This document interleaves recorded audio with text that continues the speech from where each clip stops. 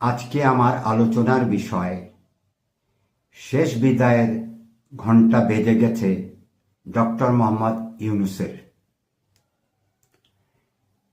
এর সঙ্গে আরও দুটি বিষয় আমরা আলোচনা করব। একটি ডক্টর মোহাম্মদ ইউনূস সাহেবের গ্রহগত অবস্থান এবং চারটি মহাবিপদ বা চ্যালেঞ্জিং অবস্থার মধ্যে ডক্টর মোহাম্মদ ইউনূস 2025 সালে পড়তে যাচ্ছেন। প্রথমেই আমি শেষ বিদায়ের ঘণ্টা বেজে গেছে ডক্টর মোহাম্মদ ইউনূসের, এটি আমার কথা নয়। আমি এখনো এত বড় জ্যোতিষ হইনি যে ডক্টর মোহাম্মদ ইউনূস সাহেবকে এমন একটা কথা বলতে পারি। কথাটি ভারতীয় একজন জ্যোতিষ ইউটিউবে বলেছেন। তার চ্যানেলের নাম আচার্য বাণী। তিনি অত্যন্ত দৃঢ়তার সাথে শেষ বিদায়ের ঘণ্টা বেজে গেছেন কথাটি বলেছেন। আমি খুব মর্মাহত হয়েছি। আমরা সবাই জানি কিছুদিন আগে ভারতীয় গণমাধ্যমগুলি বাংলাদেশ সম্পর্কে অনেক অপপ্রচার করেছেন। সংখ্যালঘুদের উপর নির্যাতন হচ্ছে, চিন্ময় কৃষ্ণ দাসকে নিয়ে অনেক গল্প তৈরি করেছেন। সেগুলি শেষ হওয়ার সাথে সাথেই ভারতীয় জ্যোতিষরা ইউনূস সাহেব সম্পর্কে এমন একটি মন্তব্য করেছেন। আমিও গণনা করি, আমার অনেক প্রেডিকশনই ঠিক হয়েছে। শেখ হাসিনার 24 সাল খারাপ বলেছিলাম, নির্ভুল প্রমাণিত হয়েছে। ডক্টর মোহাম্মদ ইউনূস সাহেব 2024 সালে ক্ষমতায় আসবেন বলেছিলাম, এটিও আমার নির্ভুল গণনা ছিল। যা হোক, ভারতের জ্যোতিষরা, ভারতের ঘরে ঘরেই জ্যোতিষরা বসে আছেন, তারা অনেক চর্চা বেশি করেন। আমাদের দেশে জ্যোতিষ চর্চার তেমন একটি সুযোগ নাই। আমি খুব সাহস করে ইউটিউবে কিছু কথা বলি, অনেকে পছন্দ করেন, অনেকে করেন না। এবারে ইউনূস সাহেবের গ্রহগত অবস্থান নিয়ে একটু কথা বলবো। 28শে জুন 1940 সালে ডক্টর মোহাম্মদ ইউনূস সাহেব জন্মগ্রহণ করেন। এটি কর্কট রাশির সংখ্যা। রাশিচক্রে কর্কট রাশির চতুর্থ অবস্থান। কর্কট রাশির অধিপতি গ্রহ চন্দ্র, এটি জলতত্ত্ব রাশি। ইউনূস সাহেবের গ্রহগত অবস্থান সবশেষে আলোচনা করব। দর্শকরা দেখতে চান না, স্কিপ করে চলে যান।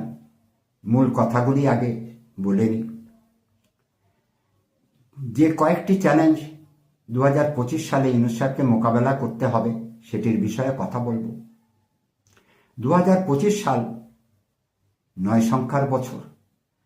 আমরা জানি 9 সংখ্যা শুভ সংখ্যা নয়, মঙ্গল গ্রহের সংখ্যা। মঙ্গল গ্রহকে আমরা খুব শুভ সংখ্যা বলি না, জ্যোতিষ বিজ্ঞানে বলা হয় না। এটি অগ্নিতত্ত্ব রাশি, ফায়ার এলিমেন্ট আমরা বলতে পারি।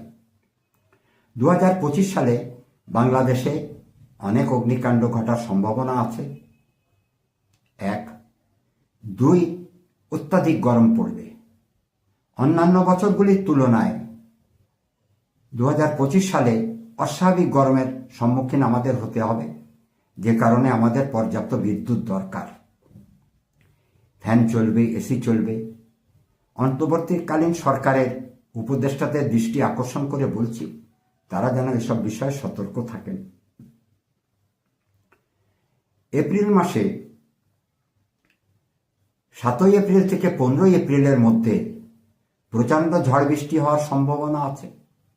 ঘূর্ণিঝড় হতে পারে, তার চেয়েও খারাপ কিছু হতে পারে। এটি গণনার ভিত্তিতেই বলছি।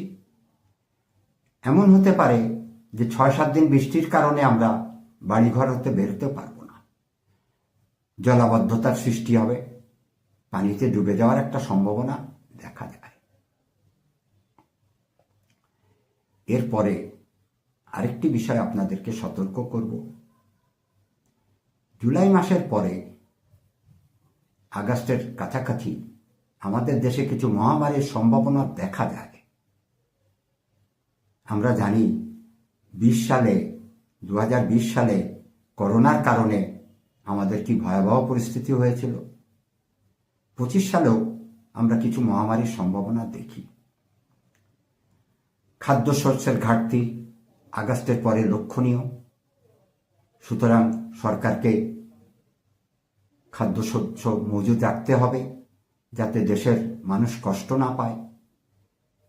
এবছর খাদ্যশস্যের ঘাটতি গ্রহগত অবস্থান থেকে লক্ষ্য করা যাচ্ছে। এ বিষয়ে সরকারকে সতর্ক দৃষ্টি রাখতে হবে। এই হচ্ছে আমাদের মোটামুটি বিপদের কথা। এবারে ডক্টর মোহাম্মদ ইউনূস সাহেবের গ্রহগত অবস্থান নিয়ে আলোচনা করব। তিনি কেমন থাকবেন 25 সালে সে বিষয়ে কিছু কথা বলব। তার প্রথম ঘরে মঙ্গল রয়েছেন বর্তমানে, তৃতীয় ঘরে কেতু, ষষ্ঠ ঘরে রবি, অষ্টম ঘরে শনি, নবম ঘরে রাহু, 11তম ঘরে বৃহস্পতি। এই হচ্ছে গ্রহগত অবস্থান। আমরা এই গ্রহগত অবস্থানের উপরে ইউনূস সাহেবের 2025 সাল কেমন যাবে একটু আলোচনা করার চেষ্টা করব। শনি অষ্টম ঘরে আছেন। 24 সালের মতোই মার্চ মাস পর্যন্ত একই রকম পরিস্থিতি থাকবে। মার্চ মাসে 29 তারিখে শনি তার স্থান পরিবর্তন করবেন। অষ্টম ঘর ছেড়ে তিনি নবম ঘরে যাবেন। এপ্রিলের পর থেকে ডক্টর মোহাম্মদ ইউনূস সাহেবের কিছুটা সময় ভালো।